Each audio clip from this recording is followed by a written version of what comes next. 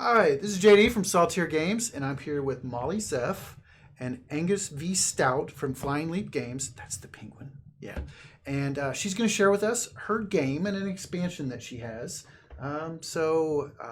Before I bungle it up, I'll just let you tell us about Wing It. Awesome. Well, thanks for having Angus and I. We traveled from St. Louis, but we live in Brooklyn together.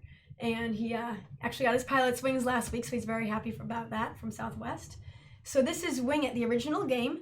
And the way that you play Wing It is that a judge reads aloud a ridiculous situation, and everyone has 5 resources in their hand and must use 3 of them to tell a story about how they'll resolve the situation. So I'm going to read a sample situation about an overflowing fudge factory, and then I'll give you, the viewer, 5 resources, and you can figure out at home or work or, on a construction site, wherever you are, you can figure out how you use 3 of those resources to resolve this situation. Yeah, okay. And then comment below. That would be awesome. Yeah, tell us what your solution would be. Are you ready? And I'll tell you what, I just made this up right now, but we'll pick one person's solution and we'll send them a copy of the game. That's really awesome. Right? Cool. Awesome. Here we go. Are you ready, Angus? You are working the late shift at a fudge factory during an electrical storm. A bolt of lightning causes a power surge that short circuits the computers, and now the factory is slowly filling with hot, delicious fudge. Oh my goodness. The automatic doors won't open, and the only window is a skylight 38 feet above the floor.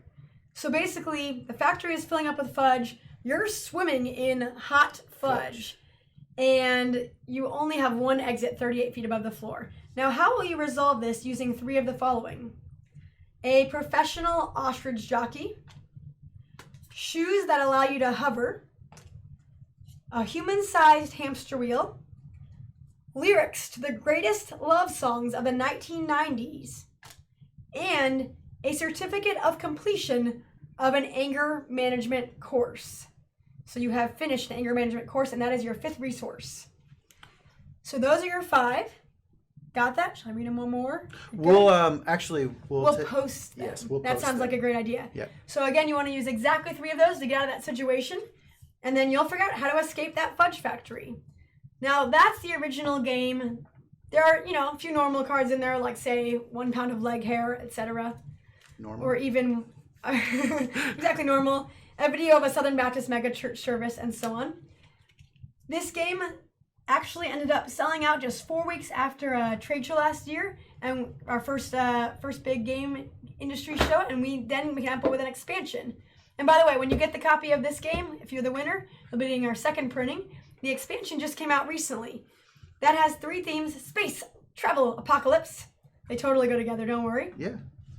The situations get even quirkier than the original. The resources are pretty weird too. And there's also a surprise 3rd deck. Now I'm just going to briefly share how that works.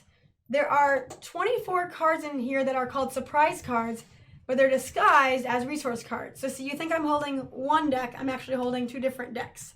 Okay. And there are 12 new ways to play that you surprise everybody with on a given round. Okay, so you ready?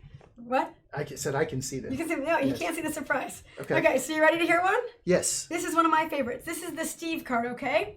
And you would deal this after a situation is read, but before players begin to solve the problem with their stories. Okay. Steve is your neighbor. He's pretty clueless about everything going on, and overall pretty boring guy.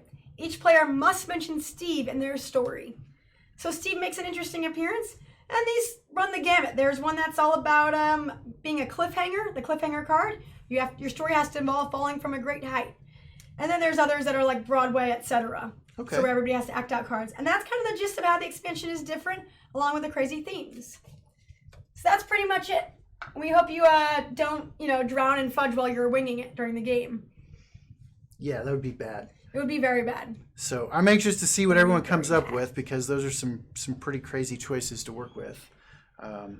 Why don't you share real quick, because I think it's super cool. About Angus. Where Angus got his name. Angus V. Stout, a special friend of mine who travels with me, is named for, you ready? Angus MacGyver from MacGyver, the 80s TV show, right? And also the more recent rendition. As well as Vestus Stout, who invented duct tape. Because MacGyver and Vestus Stout both resourceful. There you go. Angus wears a jetpack and travels with a jetpack. He's like, you think penguins can't fly? Yeah, right, we can fly. He's a rebel dude, and he even has a mohawk to prove it. So that's Angus V Stout for you, and he says, you guys are awesome and have fun winging it. All right. Well, Molly, Angus, thanks for stopping by, and we look forward to the next time. Awesome, man. Can't wait to see what you guys come up with.